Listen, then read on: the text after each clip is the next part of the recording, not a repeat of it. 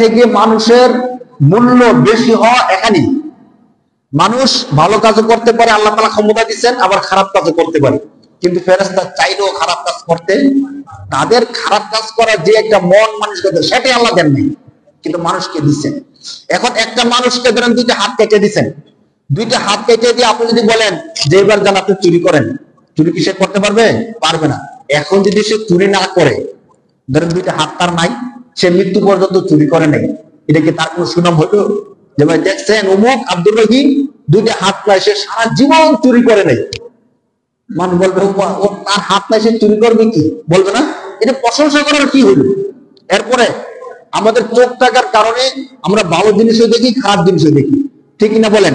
অনেক গুনার কাজও করি স্বাভাবিকভাবে, বেগানা মহিলাদেরকে দেখি। তাহলে যে ব্যক্তি অন্ধ, সে যদি বলে যে আমি কসম করে বলতে পারবো এই 20 বছরে একটা বেগানা নারীকে আমি দেখি নাই, আপনি কি তাকে বাহবা দিবেন? বাহবা দিবেন? ও চোখ নেই, তুমি দেখবে কি?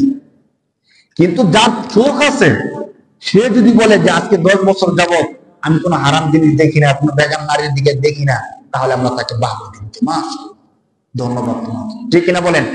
তো ফেরেশতারা যদি কোনো খারাপ কাজ নাও করে, বাহবা দেওয়ার কিছু নাই, কারণ খারাপ কাজ করার মতো মন মানসিকতা চিন্তা চেতনা তোমাদের নাই।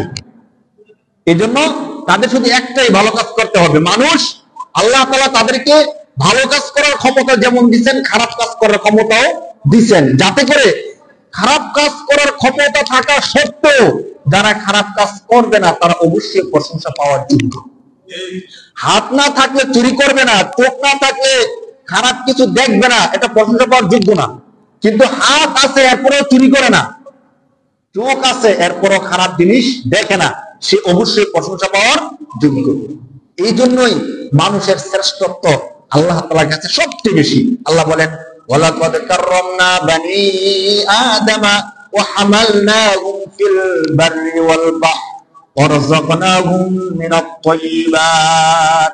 সব আল্লাহই ঘোষণা করে দিয়েছেন যে শোনো, আমার যত সৃষ্টি আছে সমস্ত সৃষ্টির মধ্যে কাররামনা বানি আদম, বনি আদমকে আমি সবচেয়ে সম্মানিত করে সৃষ্টি করছি। সুবহানাল্লাহ।